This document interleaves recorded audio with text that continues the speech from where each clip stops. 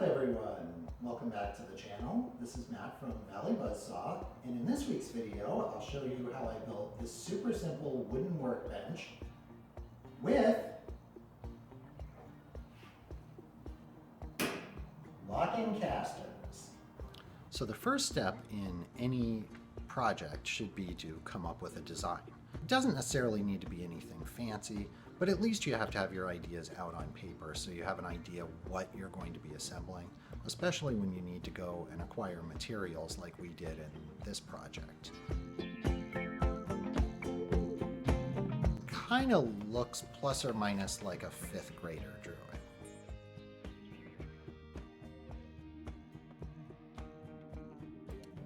Do you like to cut things? Do you like power tools? Do you like woodworking? If you do, this channel is for you. Stay tuned. We're on our way to Lowe's, everybody. Of course we are. Our favorite weekend hotspot. You know it. It's the hottest of hotspots.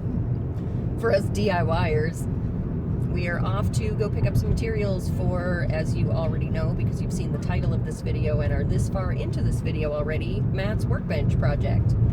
Are you excited about making your workbench? I am. We need a workbench. We need a space to do some projects, and it's the first chance I get to be pretty much solo on a video. Yeah, super excited. You guys, you know you have to leave a like for this because Matt doesn't do this all the time. It's not his thing. This is like huge.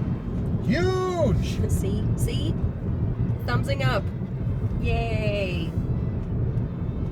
I really just want to sit on the couch today, but 'tis not to be the case. Not today. Not today. Well, eventually today. Yeah. Eventually. Like basically when we get back from Lowe's. Pretty much. Anyway, yeah. Off to Lowe's. Hooray for us. Buying stuff. Doing things. Building. Constructing.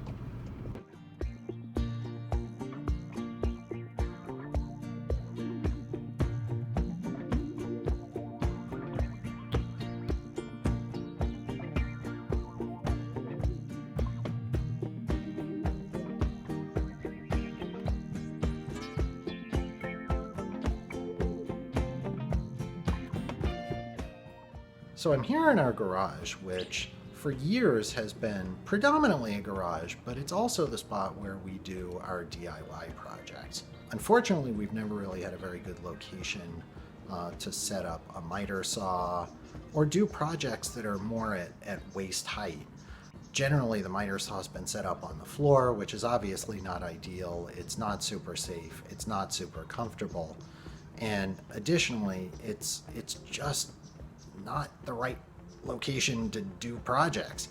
So this week we want to build a super simple workbench that not only can give us sufficient amount of space to do those projects at a more comfortable height, but can also break down and fold up so that we can continue to use our garage as a garage, but be able to take out the workbench when we want to do projects. We hope that you'll enjoy this video and find it helpful. And if you do, go ahead and give it a thumbs up. And to see more videos like this, go ahead and subscribe and be sure to click that bell so you'll be notified anytime we do a new video. Videos come out at 6 o'clock in the morning, Arizona time on Fridays. Let's go measure things!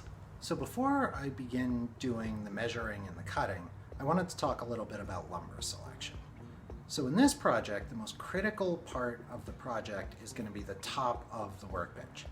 That needs to be as flat as possible, as true as possible, and contrary to popular belief, the lumber that you buy at a lumber yard or a home improvement store is not necessarily flat, true, or any of that. So on each board, you're going to want to just lay it on a flat surface and see how much wobble and bow it has. Only takes an extra second, but it's going to ensure that you get that nice flat surface that you're looking for. Some of the portions of this project have a little more flexibility for bowing, etc. Maybe not being the straightest wood. I'm fine with that with the legs, some cross braces, stuff like that, but I do want the top to be perfectly straight. So I grab this board, seems to be pretty flat and level, and put it on its end.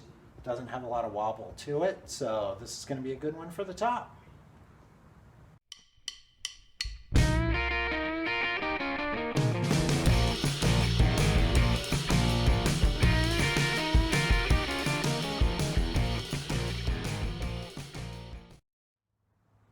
time to make our cuts.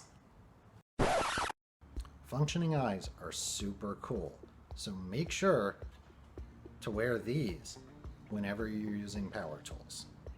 So before you begin cutting, one thing you're absolutely going to want to do no matter what miter saw you have is you're going to want to check the square of your blade and make sure that it's going through the wood perpendicular. You're also going to want to check the angle, because one of the joys of a compound miter saw is that it can cut wood at multiple angles, both this way and this way. One of the downfalls of that is because it's adjustable, sometimes it comes off of the 0 degree line. So before you begin a project and you get too deep into it, you're just going to want to double check everything.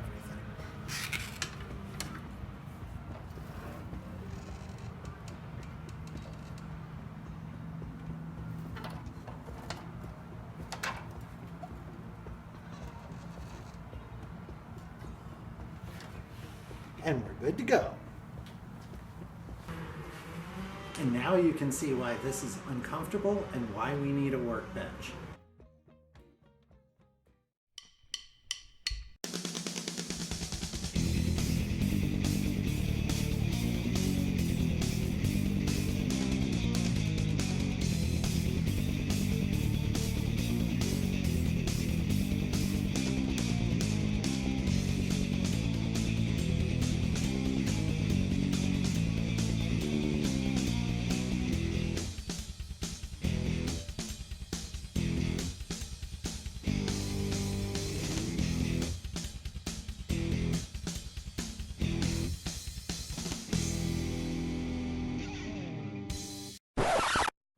So as happens with every project, had a little math error on this one. So when I did my cut layout, I was under the assumption, which seemed to be a safe assumption, that my 2x4x8s were actually 2x4x8. Yes, I understand that a 2x4 is really a little smaller than that, but not lengthwise.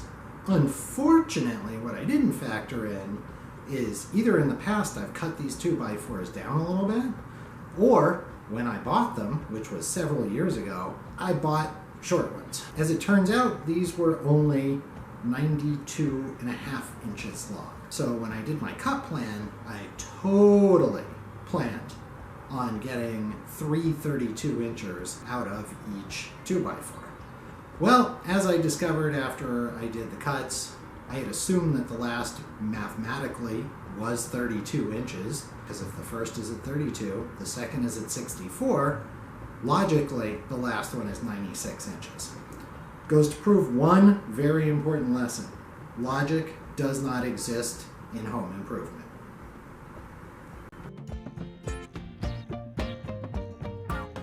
I don't know how well this is going to come out on camera, but I wanted to let you know that one thing I do, especially when doing a little more complicated projects, is I want to make sure to label the pieces of wood so that I know the length of them and which pieces they are. Hopefully you can see on camera, these are the 32-inch pieces. It really makes assembly go so much smoother at the end when you know what's what.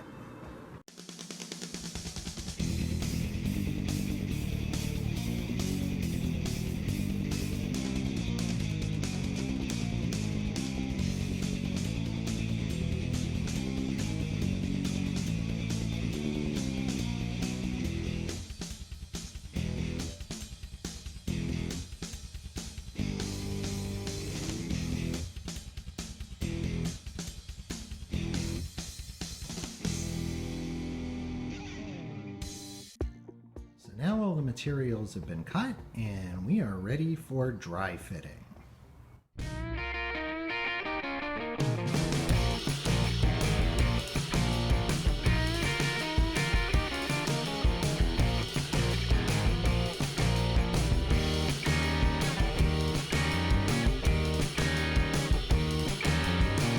So you can see it starts coming together pretty quickly.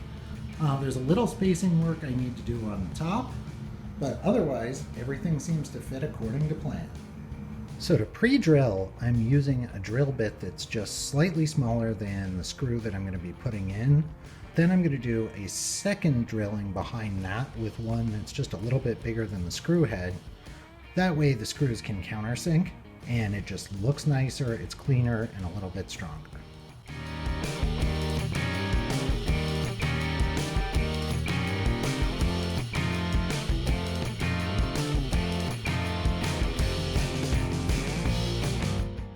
Pre-drilling I will do off camera because it is certainly not the most exciting part of this job.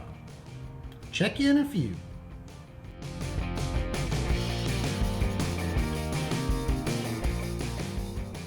Titebond III Ultimate Wood Glue.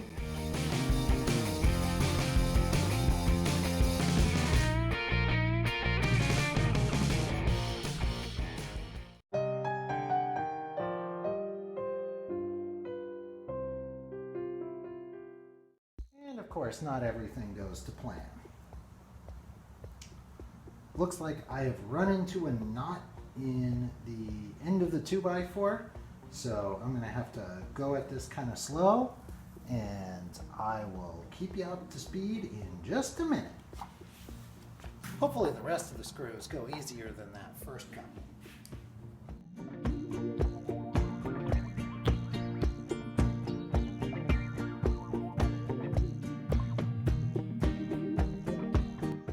Wobbly, but I kind of expected that. Mainly because these 2x4s are a few years old, so when I attach the other side, that's when I'm really going to square everything up. If it's not perfectly square, it's not the end of the world.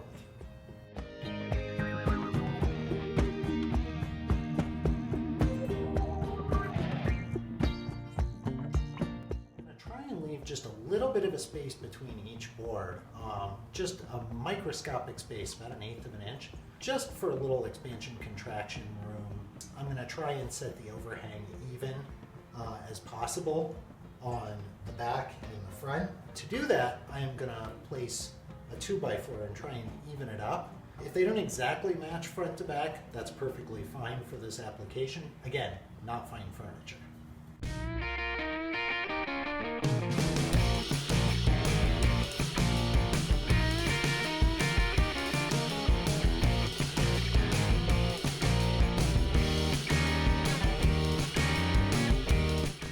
Better of a straight edge could you ask for? It's laying around, it's scrap, it's already here, works for me.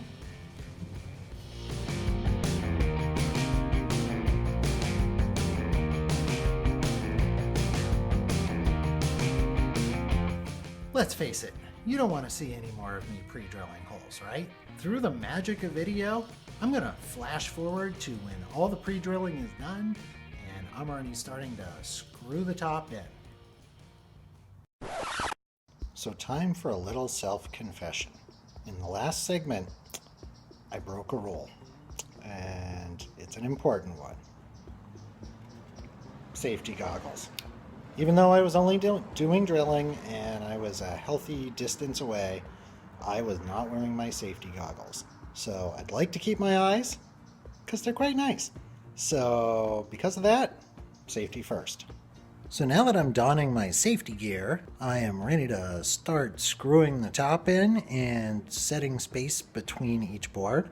We're going to be using some L brackets a little later on to assemble the legs, but since those are available right now, they are the perfect thickness to use as spacers between the boards.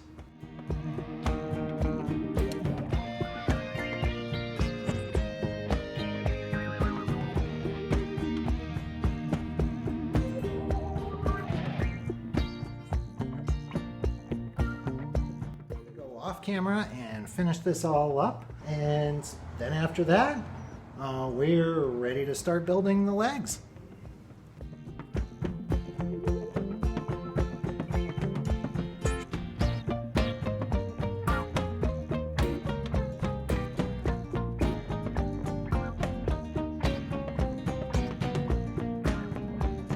Alright, everything seems to be looking good with the dry fit, so we're going to go ahead and assemble these. Let's put these bad boys together.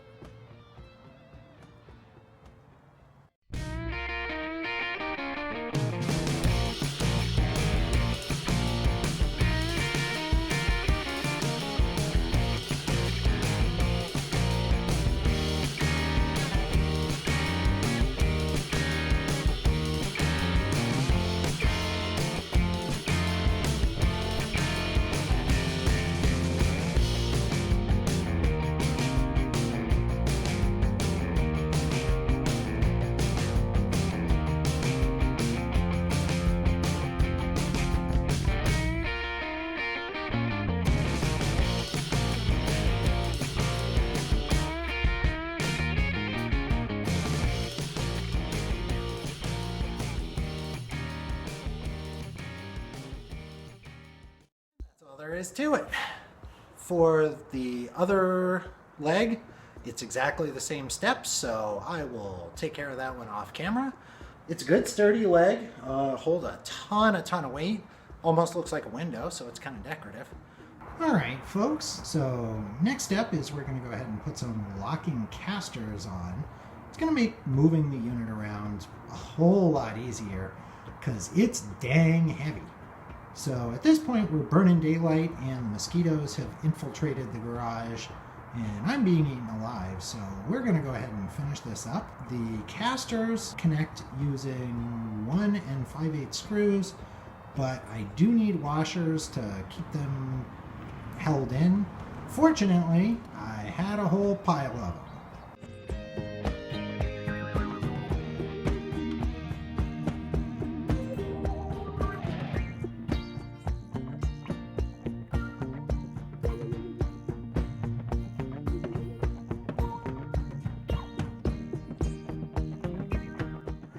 Let's try dry fitting this into the table itself and seeing how it works.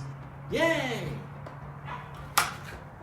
Well, it's all in the learning process. So the legs were a little too snug to fit in the gaps where they were supposed to fit. So gonna have to do just a little bit of finish sanding just to be able to get them in, maybe a little bit of filing. But overall, they were really close. This thing is gonna be a beast of a table. So we'll get this wrapped up tomorrow morning and show you the finished product and give you some final thoughts on it. For now, have a great night. See ya! So after last night, I was able to do a little bit of finagling with the legs just to fine-tune them a bit and do a little bit of sanding and a little bit of routing just to make them fit into the slots as perfectly as possible. They're still really snug, but for this table, that's kind of ideal.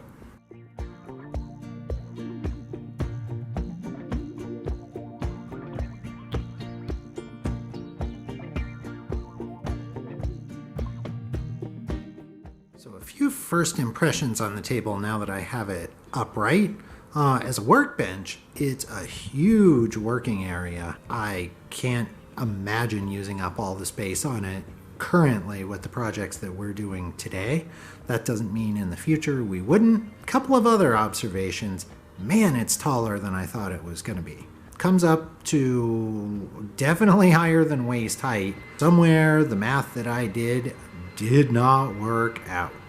But overall, it's pretty sturdy. One of the legs is definitely more out of square than the other. I think in the future, I will probably end up cutting those legs down a little bit just to shorten it, get it to a more reasonable height, and maybe at that same time try and square up the leg that is a little bit crooked. As you can see, the dowels are in and they held when I flipped the table over. The table is darn heavy. I gotta say this thing is a little bit over 100 pounds, but definitely sturdy enough to do most day-to-day projects on. So at this point, I'm gonna route up the edge and call it a day on this one.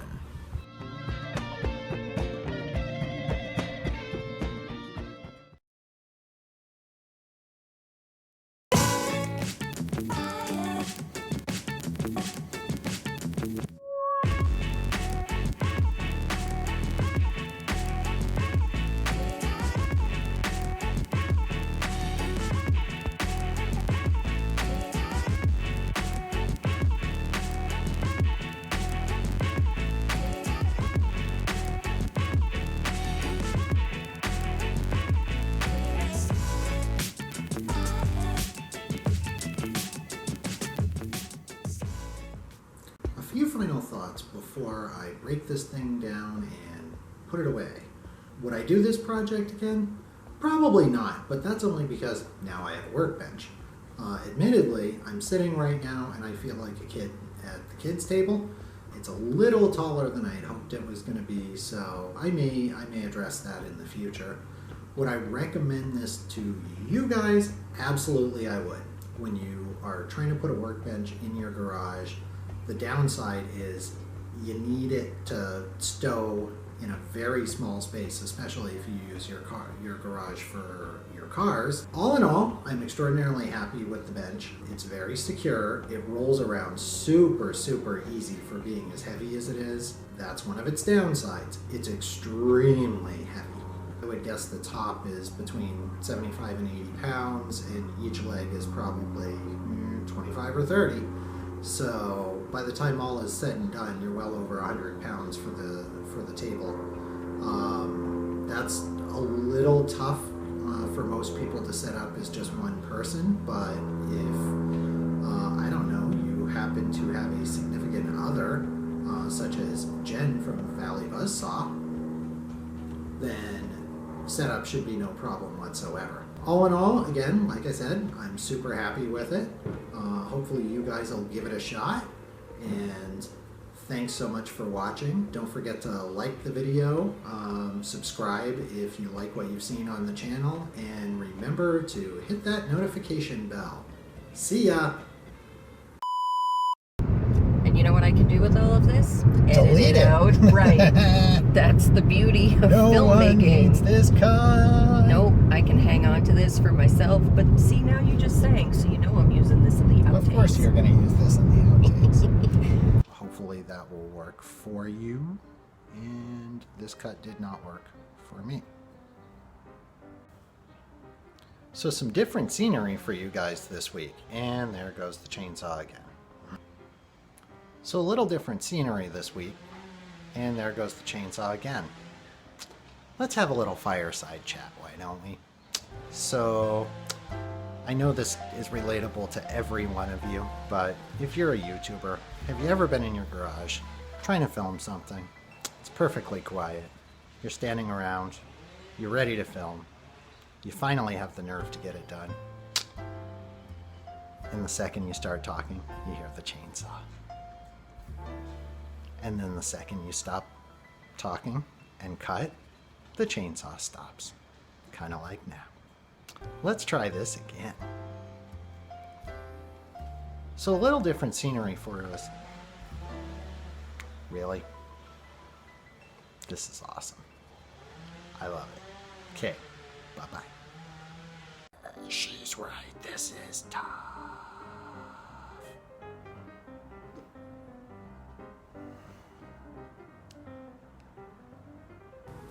I hope I gave you enough to work with.